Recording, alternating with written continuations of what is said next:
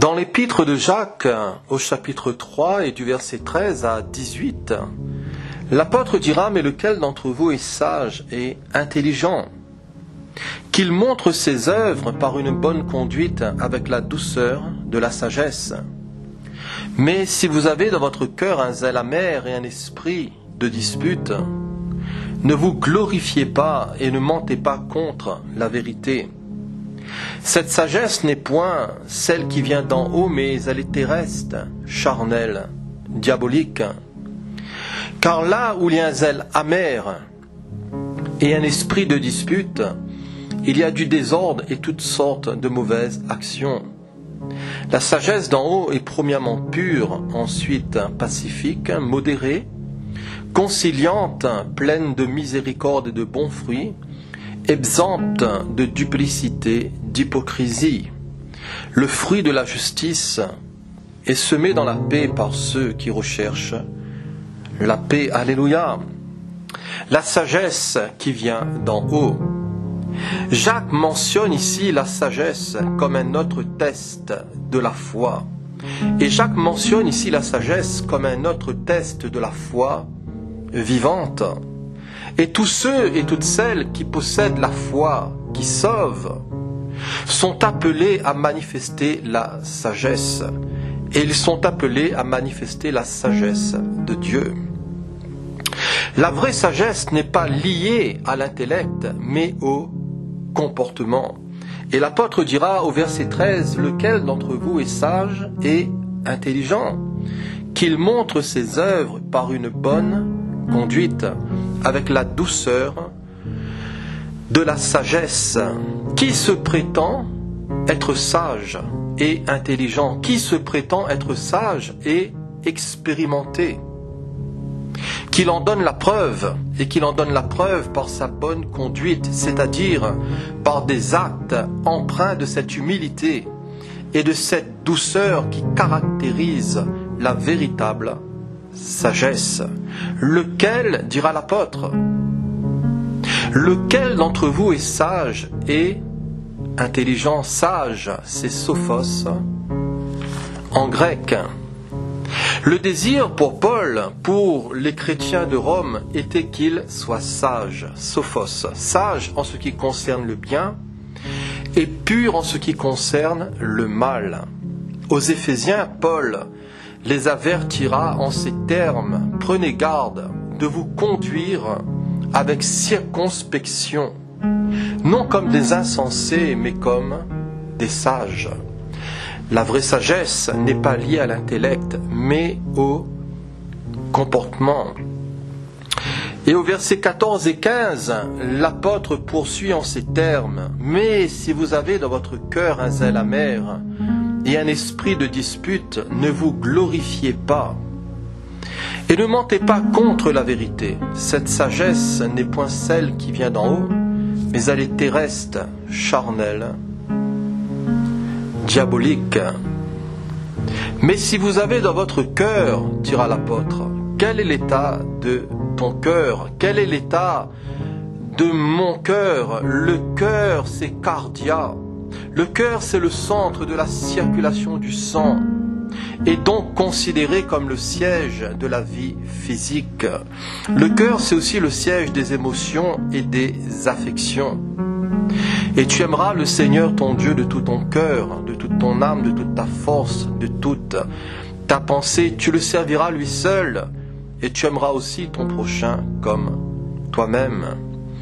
Les motivations dépendent du cœur.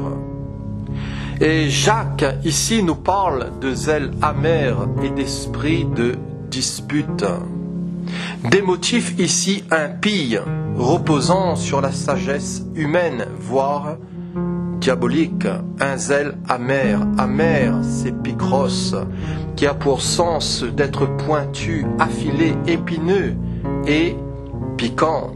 Jacques l'utilise en parlant de la langue. Jacques l'utilise en parlant de l'eau amère. Et au chapitre 3 et au verset 11, il dira: la source fait-elle jaillir par la même ouverture l'eau douce et l'eau amère? De même que nous pouvons reconnaître la nature d'une source en goûtant de son eau, nous pouvons mesurer la sagesse d'un homme en examinant ses fruits. Un zèle amer, un esprit de dispute. Quelles sont bien souvent les causes de division? Et quelles sont bien souvent les causes de division dans l'Église? Quelles sont bien souvent les causes de querelles entre frères et sœurs? C'est la jalousie amère, ce sont les rivalités, c'est un esprit charnel, 1 Corinthiens chapitre 3. La jalousie amère, les rancunes, la rivalité se retrouvent, même dans les familles, dans la société, dans les entreprises.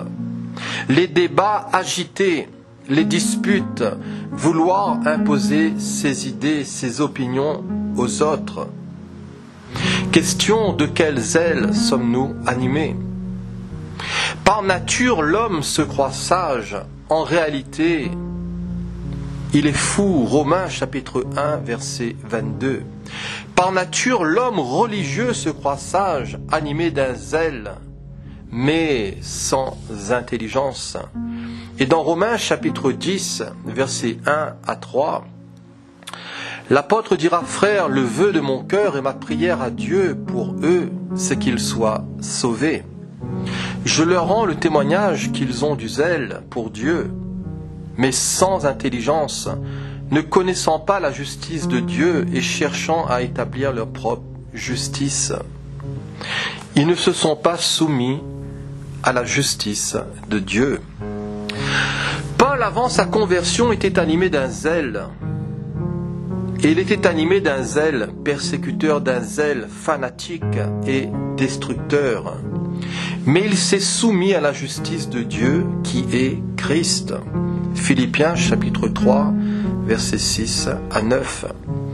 Si dans les motifs impies nous retrouvons un zèle amer, dans les motifs impies nous retrouvons aussi un esprit de dispute. La définition de ce terme est en rapport de faire une campagne électorale. Et dans Philippiens 1, verset 15, l'apôtre dira: quelques-uns, il est vrai, prêchent Christ par envie et par esprit de dispute, mais d'autres le prêchent avec des dispositions bienveillantes. Certains sont poussés par l'envie, par un esprit de rivalité et de polémique. Ils étaient jaloux des succès de l'apôtre Paul. Dans la fausse sagesse, Jacques décrit le monde, la chair, le diable. Et il dira au verset 15 qu'elle est terrestre, charnelle et diabolique. Elle est terrestre, parlant des faux docteurs et de ceux qui marchent en ennemis de la croix. L'apôtre dira que leur fin sera la perdition. Ils ont pour Dieu leur ventre.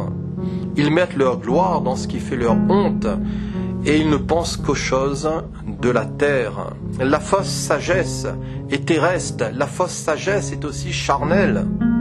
Cela concerne tous ceux qui sont gouvernés uniquement par leurs sentiments. Jude les qualifie d'hommes sensuels, n'ayant pas l'esprit. La fausse sagesse est aussi diabolique, ressemblant ou provenant d'un mauvais esprit comme du diable. La sagesse, entre guillemets, du diable. Cette sagesse consiste à nous faire douter de la parole de Dieu et à déifier l'homme. Satan se déguise en ange de lumière. Et il n'est donc pas étrange aussi que ses ministres se déguisent en ministres de justice. La sagesse du diable est trompeuse.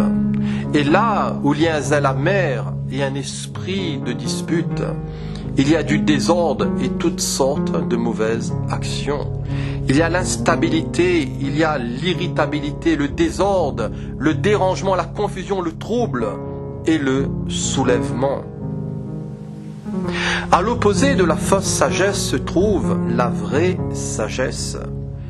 Et au verset 17 à 18 de notre chapitre 3, l'apôtre poursuit et dira que la sagesse d'en haut est premièrement pure, ensuite pacifique, modérée, conciliante, pleine de miséricorde et de bons fruits, exempte de duplicité et d'hypocrisie. La sagesse d'en haut, c'est celle qui est descendue, c'est Christ, notre sagesse. Cette sagesse est pure. Seul Christ peut nous purifier, seul Christ peut nous rendre purs, seul Christ peut nous consacrer et nous libérer. La sagesse d'en haut est ensuite pacifique. Le chemin qui conduit à la paix, c'est Christ, il est le prince de paix. Le chemin qui conduit à la paix se trouve dans le salut en Christ. Étant donc justifiés par la foi, nous avons la paix avec Dieu. Par notre Seigneur Jésus-Christ, la paix avec Dieu est la paix de Dieu. Dans ce monde troublé, Jésus nous dit « Je vous laisse ma paix et je vous donne ma paix ». C'est dans le calme et c'est dans la confiance que sera ta force. La sagesse d'en haut est ensuite modérée, conciliante, complaisante, accommodante, non dominatrice, soumis les uns aux autres, dans la crainte de Christ. Elle est pleine aussi de miséricorde et de bons fruits. Elle ne condamne pas autrui, elle pardonne et aide à l'image de ce bon samaritain. Le fruit, c'est karpos. Travaillons nos âmes pour la récolte. La soumission au Saint-Esprit est une marque sûre de sagesse chez un chrétien.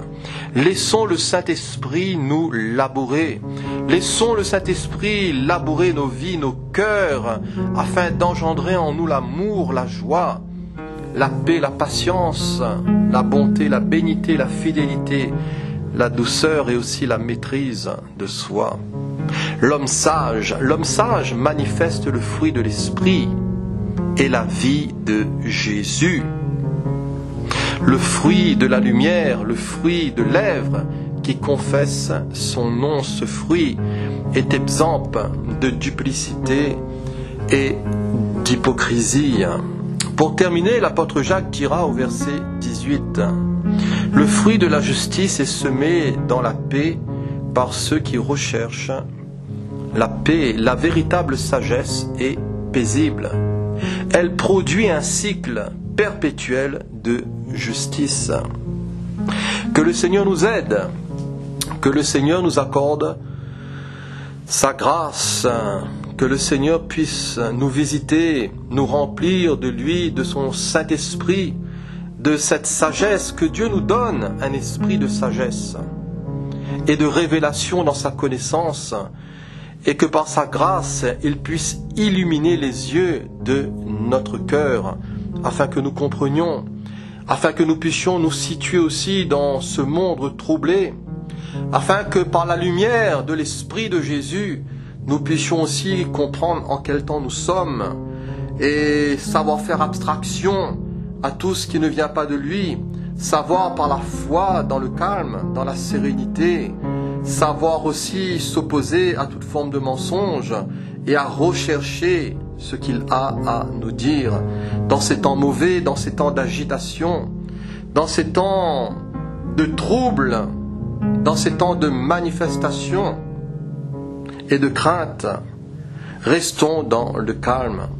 Ne soyons pas agités, ne soyons pas des agitateurs, ne soyons pas des provocateurs, mais soyons remplis de l'Esprit de Dieu qui est un esprit de force, qui est un esprit d'amour et de sagesse. Que le Seigneur vous bénisse abondamment par ces quelques paroles de l'île de la Réunion.